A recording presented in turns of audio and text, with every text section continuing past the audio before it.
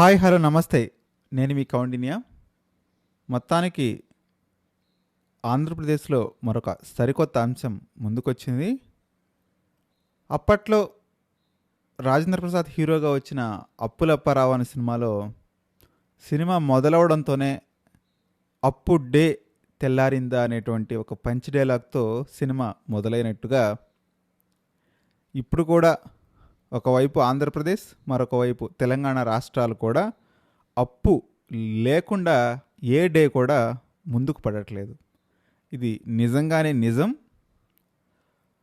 ఆంధ్రప్రదేశ్ తెలంగాణ విభజన జరిగిన నాడు 2014లో 2 కొత్త ప్రభుత్వాలు వచ్చినప్పుడు సాధారణంగా తెలంగాణకు మిగులు బడ్జెట్ ఉన్న రాష్ట్రంగా అప్పట్లో పిలువబడేది. ఎందుకంటే హైదరాబాద్ లాంటి ఒక అద్భుతాల గనిని ఆ రోజు ఆంధ్రప్రదేశ్ కోల్పోవడం జరిగింది. సో తద్వారా తెలంగాణకైతే మిగులు బడ్జెట్తో రాష్ట్రం వచ్చింది. తదనంతర పరిణామ క్రమంలో కేసీఆర్ ముఖ్యమంత్రి కావటం, ఆయన 10 ఏళ్ళు సుదీర్ఘంగా రాష్ట్రాన్ని పరిపాలించటం, కాళేశ్వరం, అదేవిధంగా రైతు బంధు, దళిత బంధు, సో ఇలాంటి ఎన్నో మేజర్ పథకాలను కంటిన్యూ చేయటం వల్ల 10 ఏళ్ళ కాలం పూర్తయ్యే నాటికి 2023 డిసెంబర్ నాటికి దాదాపు 10 లక్షల కోట్ల రూపాయల అప్పులున్నాయని అప్పటి ప్రతిపక్షమైనటువంటి కాంగ్రెస్ విమర్శించేది. తర్వాత కాలక్రమంలో అదే కాంగ్రెస్ ఇప్పుడు గడచిన 2.5 సంవత్సరాల నుంచి ఎన్ని లక్షల కోట్ల రూపాయల అప్పు తీసుకొస్తుందో రేపటి రోజున ప్రతిపక్షం బయట పెడుతుంది. ఎందుకంటే ప్రస్తుతానికి ఒక కంటిన్యూస్ ప్రాసెస్గా నడుస్తుంది కాబట్టి అప్పు డే లేనిది తెలంగాణ రాష్ట్రానికి కూడా తెల్లవారట్లేదు. ఇక అసలు మిగులు బడ్జెట్ లేని రాష్ట్రం ఏదైతే ఎవరన్నా ఆదుకుంటే తప్ప, ఎవరన్నా అంటే కేంద్రమే ఆదుకోవాలి, కేంద్రం ఆదుకుంటే తప్ప రోజు గడవలేని పరిస్థితిలో ఉన్నటువంటి ఆంధ్రప్రదేశ్ రాష్ట్రం యొక్క పరిస్థితి మరింత దయనీయం. సో ఆ పరిస్థితి నుంచి గట్టెక్కించడానికే ఆ రోజు కేంద్ర ప్రభుత్వంలో ప్రధానమంత్రిగా ఉన్నటువంటి మన్మోహన్ సింగ్ కొన్ని పథకాలని, అదేవిధంగా సదుపాయాలని ఆ రోజు విభజన హామీలుగా విభజన చట్టంలో పొందుపరచడం జరిగింది. ఏదైతే ప్రత్యేక హోదా అంశాన్ని తీసుకొని 10 సంవత్సరాలు ఆంధ్రప్రదేశ్ రాష్ట్రానికి ప్రత్యేక హోదా ప్రకటిస్తున్నామని ఆ రోజు మన్మోహన్ సింగ్ రాజ్యసభలో ప్రకటించటం, కాదు ప్రత్యేక హోదాను 10 నుంచి 15 సంవత్సరాలు పొడిగించాల్సిందే అని వెంకయ్యనాయుడు అడగడం, సో అలానే చేద్దాం అనేటువంటి అంశాన్ని ప్రధానమంత్రి హోదాలో నాటి కాంగ్రెస్ ప్రభుత్వంలో ప్రకటించడం జరిగింది. ఉత్తరాంధ్రకు, అదేవిధంగా రాయలసీమకు బుందేల్ఖండ్ తరహా ప్యాకేజీని కూడా ప్రకటిస్తూ ఆ రోజు చట్టంలోనే చేర్చడం జరిగింది. ఇక ప్రత్యేక ప్యాకేజ్, స్పెషల్ ప్యాకేజ్ కింద 7 లక్షల కోట్ల రూపాయలు ఆ రోజు ఆంధ్రప్రదేశ్ రాష్ట్రానికి ఇప్పిస్తామని అప్పటి కేంద్ర ప్రభుత్వం, కాంగ్రెస్ ప్రభుత్వం ప్రకటించడం జరిగింది. సో ఈ విధానాల ద్వారా ఆంధ్రప్రదేశ్ను ఏదైతే లోటు బడ్జెట్ నుంచి కనీసం మిగులు బడ్జెట్ కాకపోయినా ప్రభుత్వాన్ని సక్రమంగా నిర్వర్తించే విధంగా ఉంచేలా, ఆర్థిక వ్యవస్థకి ఒక ఊతమిచ్చేలా అప్పటి పాలకులు నిర్ణయాలు తీసుకున్నారు. కాలక్రమంలో ప్రత్యేక హోదాలు గాలి కొట్టుకుపోయాయి, ప్రత్యేక ప్యాకేజీలు గాలి కొట్టుకుపోయాయి. బుందేల్ఖండ్ల తరహా రాయలసీమ, కోస్తాంధ్ర ప్యాకేజీలు జనాలు మర్చిపోయారు. వాటి గురించి అధికార పక్షం మాట్లాడదు, ప్రతిపక్షం మాట్లాడదు. కనీసం మనకు రావాల్సిన హక్కులు కూడా రాకుండా ఇద్దరు మౌనాన్ని ఆశ్రయించడం జరిగింది. ఇక్కడ ఏ పార్టీని నిందించాల్సినటువంటి అవసరం లేదు. వైఎస్ఆర్సీపీ పార్టీ అలానే ప్రవర్తించింది, టీడీపీ పార్టీ అలానే ప్రవర్తించింది. ఒకానొక రోజు ప్రత్యేక హోదా కోసం ఇద్దరు పోటీ పడ్డారు. వైఎస్ఆర్సీపీ కాంగ్రెస్ పార్టీ జగన్మోహన్ రెడ్డి నేతృత్వంలో ఇక యువత దీక్ష, ఆ దీక్ష, ఈ దీక్ష అని ఎన్నో దీక్షలు చేశారు. ప్రభుత్వాన్ని ఫామ్ చేసిన తర్వాత మర్చిపోయారు. అదేవిధంగా 2014లో గెలిచి ముఖ్యమంత్రిగా అయినటువంటి చంద్రబాబు నాయుడు గారి నేతృత్వంలో ప్రత్యేక హోదా కోసం మొదటి 4 సంవత్సరాలు మాట్లాడకపోయినా చివరి సంవత్సరం మాట్లాడి ప్రజల్లో అసంతృప్తి వస్తుందని తెలిసి ఇక అప్పటి ప్రభుత్వం మారటం కారణంగా ఆయన కూడా సైలెంట్ అయిపోవడం జరిగింది. ఇక 2019 తర్వాత ప్రత్యేక హోదా అనేటువంటి అంశం అది హిస్టరీలోకి వెళ్ళిపోయింది. అసలు ఎవరికి రాష్ట్రానికి సంబంధించింది కాదు, పార్టీలకు సంబంధించింది కాదు. అప్పుడప్పుడు బీజేపీ నాయకులు చెప్తుంటారు అది పాచిపోయిన అంశంలాగా పాచిపోయింది. అసలు అది రాష్ట్రానికి రాజకీయాలకి సంబంధం లేకుండా అధికార పక్షం మాట్లాడదు, ప్రతిపక్షం మాట్లాడదు. ఒక్క మాట కేంద్ర ప్రభుత్వాన్ని కానీ విభజన హామీల గురించి కానీ ఏదైతే తెలంగాణ ఆంధ్రప్రదేశ్ రాష్ట్రాల మధ్య ఉన్నటువంటి విభజన సమస్యల గురించి కానీ మాట్లాడటం జరగట్లేదు. కొన్ని లక్షల కోట్లు అదే ఆంధ్రప్రదేశ్కి రావాల్సినటువంటి ఇంకా తెలంగాణలోనే ఉండిపోవడం జరిగింది. సో ఎక్కడ ఏ సమస్యకి పరిష్కారం దొరకడం లేదు. సీనియర్లుగా చెప్పుకుంటున్నటువంటి ముఖ్యమంత్రులు ఉన్నారు, 12 సంవత్సరాలుగా అయినా కూడా ఇప్పటికీ ఏ సమస్యకు సరైనటువంటి పరిష్కారం దొరకట్లేదు. అంతకుముందు కేసీఆర్ జగన్మోహన్ రెడ్డి చాలా దగ్గరగా ఉండేవాళ్ళు. లెగిస్తే కేటీఆర్ మా అన్న జగన్మోహన్ రెడ్డి అని చెప్తూ ఉంటారు. ఆ ప్రభుత్వంలోనూ పరిష్కారం దొరకలేదు. ఇప్పుడు 50 years ఇండస్ట్రీ అయినటువంటి చంద్రబాబు నాయుడు ప్రభుత్వంలోనూ పరిష్కారం దొరకట్లేదు. చంద్రబాబు నాయుడు గవర్నమెంట్ ఫామ్ అయిన తర్వాత 2023లో 2024లో రేవంత్ రెడ్డి ఒకసారి కలవటం జరిగింది విభజన సమస్యల పరిష్కారం మీద. ఇక తర్వాత ఆ మీటింగ్ ఏమైందో, నీళ్ళ పరిష్కారం ఏమైందో, నిధుల పరిష్కారం ఏమైందో ఆ భగవంతుడికి తెలియాలి. సో ఈ సందర్భంలోనే ఇప్పుడు చంద్రబాబు నాయుడు ఉన్న పళంగా ఆర్థిక రంగంపై శ్వేతపత్రం రిలీజ్ చేయడం రాజకీయాలకి సంచలనంగా మారింది. ఒకవైపేమో వైసీపీ పార్టీ ఈ వైట్ పేపర్ ఎందుకు రిలీజ్ చేశారు అంటే ఈ వైట్ పేపర్ని ఒక అస్త్రంగా పెట్టుకొని ఉద్యోగులపై ఒత్తిడి తెచ్చేందుకు అని విమర్శిస్తుంది. ఈ వైట్ పేపర్ వెనుక ఒక ప్రాథమిక అంశంగా చంద్రబాబు నాయుడు ఏం చెప్పారంటే రాష్ట్రంలో వచ్చేటువంటి ఆదాయంలో 90% కేవలం ప్రభుత్వ ఉద్యోగుల జీతభత్యాలకు మాత్రమే సరిపోతుంది అని చేసినటువంటి కామెంట్ ఇప్పుడు సెన్సేషన్ అయింది. సో అది కొంత నిజమని చెప్పొచ్చు. మరి ఇదే అంశం మీకు ఎన్నికల ముందు గుర్తులేదా, మీకు తెలీదా? 2014లో మీ ప్రభుత్వం ఏర్పడినప్పుడు మీరే కదా ఫిట్మెంట్ పెంచారు. అప్పట్లో కేసీఆర్ ఎంత ఇచ్చారో మీరు అంతే ఇచ్చారు కదా. మరి అప్పుడు మీకు గుర్తులేదా అనే విధంగా వైఎస్సీపీ పార్టీ చేస్తున్నటువంటి విమర్శలు కూడా ఇప్పుడు ముందుకు వస్తున్నాయి. ఆ అంశాలని ఈ వీడియోలో కవర్ చేసే ప్రయత్నం చేస్తాను. వీడియోని కంటెంట్ నచ్చితే కనుక మర్చిపోకుండా లైక్ చేయండి, షేర్ చేయండి, సబ్స్క్రైబ్ చేయడానికి ప్రయత్నించండి. ఇక అసలు విషయంలోకి వస్తే ఆంధ్రప్రదేశ్ ఆర్థిక రంగంపై ముఖ్యమంత్రి చంద్రబాబు నాయుడు శ్వేతపత్రాన్ని విడుదల చేయడం ఒకవైపు రాజకీయంగాను మరొక వైపు పరిపాలనా పరంగాను తీవ్రమైనటువంటి చర్చనీయాంశంగా మారింది. సాధారణంగా కొత్త ప్రభుత్వాలు అధికారంలోకి వచ్చిన ప్రారంభ దశలోనే అప్పటి ప్రభుత్వం యొక్క ఆర్థిక పరిస్థితిని ప్రజలకు వివరించేందుకు శ్వేతపత్రాలు విడుదల చేస్తుంటాయి.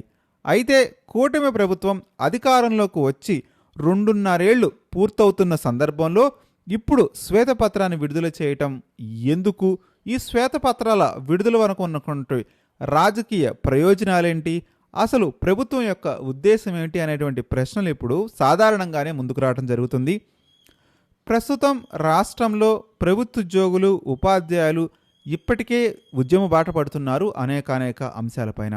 ఒకవైపు పీఆర్సీ అమలు కావడం లేదని, పీఆర్సీ ఆలస్యమవుతుందని, ఇంట్రిమ్ రిలీఫ్ ప్రకటించడం లేదని, పెండింగ్ బకాయిలు చెల్లించట్లేదని అనేక అంశాలపై ఒకవైపు ఉద్యోగ సంఘాలు, మరొక వైపు ప్రభుత్వోద్యోగులు, ఉపాధ్యాయులు అన్ని సంఘాల వాళ్ళు నిరసనలు వ్యక్తం చేస్తున్నారు.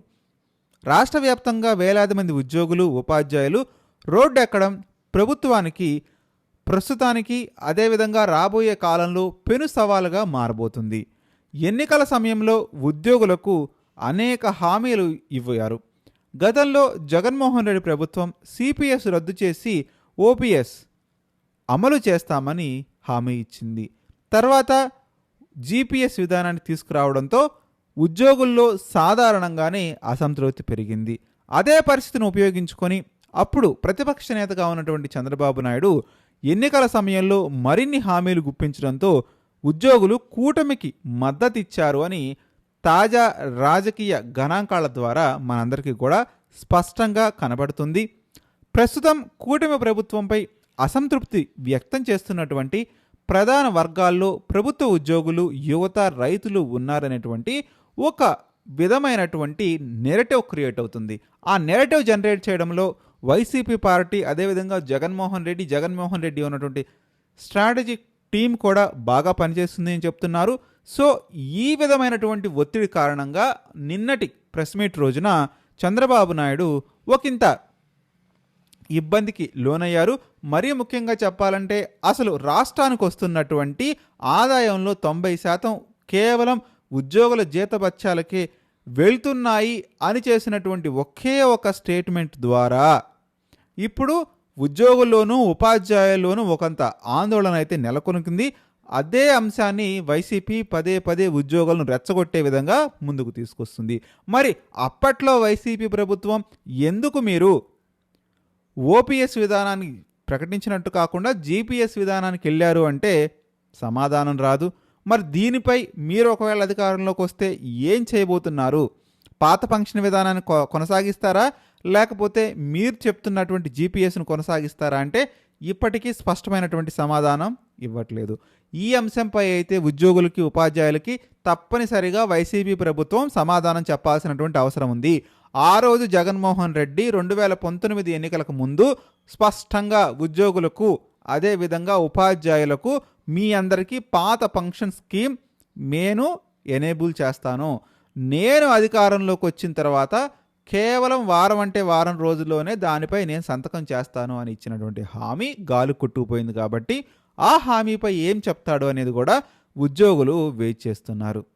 ఇక ఇంకొక వైపు ఉద్యోగులకు హామీలు అమలు కాకపోవటం, యువతలో ఆశించిన స్థాయిలో ఉద్యోగాలు రాకపోవటం, దాన్ని కాంపన్సేట్ చేసే విధంగా ఎవరైతే ఉద్యోగులు ఉన్నారో ఆ ఉద్యోగుల యొక్క వయోపరిమితిని పెంచడం.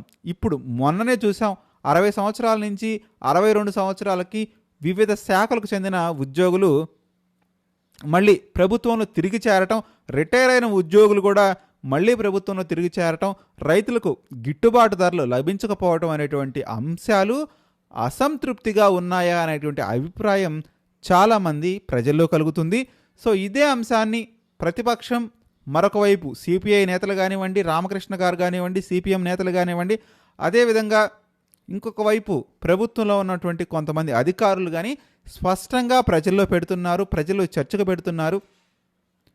అసలు ఈ శ్వేతపత్రంలో ఏదైతే రాష్ట్రం ఇస్తున్నటువంటి పన్ను ఆదాయంలో స్టేట్ డైరెక్ట్ ట్యాక్స్లో అత్యధిక భాగం ఉద్యోగుల జీతభత్యాలకే వెళుతుందని ప్రభుత్వం చెప్పడం గమనార్హం. చంద్రబాబు నాయుడు ఏదైతే చెప్పాలనుకున్నాడో ఎంటైర్ ప్రెస్ మీట్లో ఒకే ఒక మోటివ్ ఏదైనా ఉంది అంటే ఇదే అంశాన్ని వాళ్ళు ముందు పెడుతున్నారు. ఈ అంశాన్ని ప్రజల ముందు ఉంచడం ద్వారా ఉద్యోగులు జీతాల పెంపు కోరితే ప్రజల్లో వారిపై తీవ్రమైనటువంటి వ్యతిరేకత భావన ఏర్పడేలా చేయాలన్న ప్రయత్నమా అనేటువంటి ప్రశ్నలు కూడా లేవనెత్తుతున్నాయి. కేవలం ఇప్పుడు చెప్పాలనుకుంది ఏంటి? ఉద్యోగస్తుల జీతభత్యాలకే ప్రభుత్వం యొక్క ధనమంతా వెళ్ళిపోతుంది, వాళ్ళు ఇంకా ఇంకా ఇంకా జీతాలు పెంచమని కోరుతున్నారు. అప్పుడు జీతాలు పెంచితే ఎవరి మీద భారం పడుతుంది? రాష్ట్రం ఆర్థికంగా చితికిపోతుంది. సంక్షేమ పథకాలు అమలు చేసేందుకు డబ్బు ఉండదు. సంక్షేమ పథకాలు అమలు చేయకపోతే ప్రజల యొక్క జీవన ప్రమాణాలు, స్థితిగతులు మెరుక్కావు అనేటువంటి ఒక ఉద్దేశంతో చంద్రబాబు నాయుడు ఈ తరహా వ్యాఖ్యలు చేశాడు అని ఒకవైపు ఉద్యోగులు భావిస్తున్నారు, మరొక వైపు వైసీపీ పార్టీ భావిస్తుంది. ఉద్యోగులు ఇప్పటికీ నోరు మెదపడం లేదు, ఎందుకంటే వాళ్ళు తీక్షణంగా గమనిస్తున్నారు ఇది ఎటువైపుకు దారితీస్తుంది. ఏ సందేశాన్ని ముఖ్యమంత్రి ఆ రోజు ఉరుములేని పిడుగులా వచ్చి వైట్ పేపర్ రిలీజ్ చేసి ఏం చెప్పాలనుకుంటున్నారు? ఆయన ఒక గ్రాఫ్ రూపంలో అందించిన విశేషారం ఏంటంటే 2018కి ముందు ఏదైతే మేము ప్రభుత్వంలో ఉన్నప్పుడు మొదటి నాలుగేళ్ళు మేము ఉద్యోగస్తులకి ఫిట్మెంట్లు పెంచాము. ఫిట్మెంట్లు పెంచినా కానీ రాష్ట్రం యొక్క రాబడి పెరిగింది. ఆ రాబడి పెరగడం వల్ల రాష్ట్రానికి వచ్చే ఆదాయం మిగిలింది. కానీ 2019 తర్వాత జగన్మోహన్ రెడ్డి అధికారంలోకి వచ్చిన తర్వాత ఏదైతే రాష్ట్రానికి వస్తున్నటువంటి రాబడి తగ్గిపోయింది, అప్పుడు ఉద్యోగస్తులు రాష్ట్రం మీద పడే ప్రభావం 120%, 130% పైకి ఎగబాకింది. అంటే ఏదైతే మనకు వస్తున్నటువంటి ఆదాయం కంటే కూడా మనం కట్టాల్సినటువంటి ఇవ్వాల్సినటువంటి ఉద్యోగస్తుల జీతాలు ఎక్కువైపోయినాయి. ఆ మిగిలిన 30% డబ్బులు కూడా మనం అప్పులు తెచ్చి కట్టాము. సో అటువంటి పరిస్థితిని జగన్మోహన్ రెడ్డి హయాంలో జగన్మోహన్ రెడ్డి చేశాడు. దానికి ముఖ్య కారణం ఏంటంటే అప్పట్లో వాళ్ళు పరిశ్రమల పైన అదేవిధంగా ఇండస్ట్రీస్ పైన ఏ రకంగానూ ఫోకస్ చేయలేదు అని చంద్రబాబు నాయుడు చెప్పాలనుకున్నాడు. మళ్ళీ దాని కంటిన్యూషన్గా మేము 2024లో ఎన్నికల గెలిచి అధికారంలోకి వచ్చిన తర్వాత ఈ 2 సంవత్సరాల నుంచి మా ప్రభుత్వంలో మళ్ళీ పెట్టుబడులను ఆకర్షిస్తున్నాము. పెట్టుబడులను ఆకర్షించి ఏదైతే ఈ రాష్ట్రం యొక్క మీద పడుతున్నటువంటి బర్డన్ని మేము తగ్గించడానికి ప్రయత్నం చేశాము. అందుకు ఇప్పుడు కొంత మిగులు వస్తుందని చెప్పడానికి ఆయన ప్రయత్నించాడు. కానీ ఉద్యోగస్తుల జీతాలు పెంపుతుంది అనేటువంటి అంశం అయితే ఇప్పుడు జనంలోకి విస్తృతంగా వెళుతుంది. గత ప్రభుత్వ హయాంలో ఏదైతే జీతభత్యాల మీద భారం మరింత ఎక్కువగా ఉంది, ఇప్పుడు ప్రభుత్వం అప్పటి ఉద్యోగుల మద్దతు నిలబడి హామీలు ఎందుకు ఇచ్చారనే ప్రశ్న కూడా జనాల ముందు వస్తుంది. మరీ ముఖ్యంగా ఉద్యోగులు లేవదీస్తున్నారు. మీకు తెలుసు కదా, మీరే సీనియర్ ముఖ్యమంత్రి కదా, మీరే అప్పుడు 14 సంవత్సరాలు, ఇప్పుడు 2 సంవత్సరాలు, 16 సంవత్సరాలు మీరు ముఖ్యమంత్రులుగా ఉన్నారు కదా, మరి ఎందుకు మీరు ఈ రకమైన హామీలు ఇచ్చారు, ఎన్నికలకు ముందు మీరు ఎందుకు ఉద్యోగులను మోసం చేశారు అనేటువంటి భావన ఇప్పుడు ఉద్యోగ సంఘాల్లో కనబడుతుంది. భారం ఎక్కువగా ఉన్నప్పుడే హామీలు ఇచ్చి ఇప్పుడు భారం తగ్గిందని చెప్తున్న సందర్భంలో హామీలు అమలు చేయడంలో ఇబ్బందులు ఎందుకు వస్తున్నాయని ఆయన చెప్పిన సమాధానాన్ని ఆయనకే తిప్పి ఒక ప్రశ్నగా వేస్తున్నారు. ఏదైతే జగన్మోహన్ రెడ్డి హయాంలో భారం ఎక్కువగా ఉంది, 120%, 130% ఉంది అని మీరు చెప్పారు, అప్పుడే ప్రభుత్వాలకు జీతభత్యాలు సరైన విధానంలో అమలు చేశారు. మీ ప్రభుత్వం వచ్చిన తర్వాత భారం తగ్గింది అని చెప్తున్నారు. అంటే వచ్చేటువంటి రాబడి పెరిగింది అంటున్నారు, పరిశ్రమలు వచ్చాయి పెరిగింది అంటున్నారు. మరి ఇప్పుడు మీరు అమలు చేయడానికి వచ్చినటువంటి నష్టం ఏంటి అని వాళ్ళు అడుగుతున్నారు. సో ఈ ప్రశ్న అయితే మరి సమర్థనీయమే. మరి ఈ ప్రశ్న వస్తుంది అని చంద్రబాబు నాయుడు బహుశా ఊహించలేకపోవచ్చు మొన్నటి ప్రెస్ మీట్లో. బట్ ఉద్యోగులు మాత్రం క్యాచ్ చేశారు బాగానే. ఉద్యోగులు మంచి ప్రశ్నే పట్టుకున్నారు, లాజిక్గా పట్టుకున్నారు. ఇక మరొక అంశాన్ని కూడా మనం ప్రస్తావించాలి. కార్పొరేట్ సంస్థలకు రాయితీలు విరివిగా ఇస్తున్నారు, భూములు కేటాయింపులు చేస్తున్నారు, పారిశ్రామిక ప్రోత్సాహాలు ఇస్తున్నారు, ప్రకటనలు ఇస్తున్నారు, ప్రత్యేక విమాన ప్రయాణాలు ఇస్తున్నారు, విదేశీ పర్యటనలు చేస్తున్నారు. వాటన్ని కూడా ప్రభుత్వ ఖర్చులను కూడా ప్రజలకు వెల్లడించాలనేటువంటి అభిప్రాయం కూడా వ్యక్తమవుతుంది. ఇప్పుడు మేము భారం అయ్యామని చెప్తున్నారు, రాష్ట్రానికి బాగానే ఉంది. మరి మీరు ఇచ్చేటువంటి రాయితీలు ఏంటి? జిందాల్ కంపెనీకి ఎన్ని రాయితీలు ఇచ్చారు? టీసీఎస్ కంపెనీకి ఎన్ని రాయితీలు ఇచ్చారు? టీసీఎస్ కంపెనీకి 1 ఎకరాకి రూపాయికి ఇచ్చారు, ఎలా ఇచ్చారు? భూముల కేటాయింపు ఎలా జరుగుతుంది?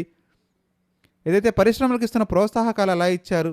ప్రకటనలు ఏ పేపర్ చూసుకున్నా కానీ ప్రతి పథకం అమలు చేసిన రోజు ప్రకటనలు. ఆ రోజు జగన్మోహన్ రెడ్డి చేస్తున్నారని వీళ్ళే విమర్శించారు, మళ్ళీ వీళ్ళే ప్రకటనల మీద ప్రకటనలు. ప్రతిరోజు ఏదో ఒక ప్రకటనే. ఆ 2 పత్రికలు కావచ్చు, 3 పత్రికలు కావచ్చు, ఏ పత్రిక కావచ్చు, వెబ్సైట్ కావచ్చు, ఎక్కడైనా కానీ ప్రకటన కంపల్సరీ. చూడండి, మీరు అబ్జర్వ్ చేయండి, ప్రతి చోట ప్రకటన ఉంటుంది. అదేవిధంగా సింగపూర్ వెళ్తారు, అమెరికా వెళ్తారు, రష్యా వెళ్తారు, అక్కడికి వెళ్తారు, ఇక్కడికి వెళ్తారు, విపరీతంగా ప్రయాణాలు చేస్తుంటారు, విమాన ప్రయాణాలు, విదేశీ పర్యటనలు. మరి వాటన్నిటికి కూడా జరుగుతున్న ప్రభుత్వ ఖర్చుని మీరు స్పష్టంగా బయటకు పెట్టాల్సిందే అనేటువంటి అభిప్రాయం కూడా ఉద్యోగ సంఘాల నుంచి వెళ్తుంది. కేవలం ఉద్యోగస్తుల జీతభత్యాల వల్లనే రాష్ట్రం యొక్క ప్రధాన వనరులన్నీ ఖర్చు అయిపోతున్నాయని మీరు చెప్తున్నటువంటి అభిప్రాయం కరెక్ట్ కాదు. మీరు ఉద్యోగులను దోషులుగా ప్రజల ముందు నిలబెడుతున్నారు. దీంతోపాటు మీరు చేస్తున్నటువంటి వ్యయ ఖర్చులను కూడా మీరు చెప్పి తీరాల్సిందే, మొత్తాన్ని కూడా జనం ముందు పెట్టాల్సిందే అనేటువంటి అభిప్రాయాన్ని కూడా వాళ్ళు వ్యక్తపరుస్తున్నారు.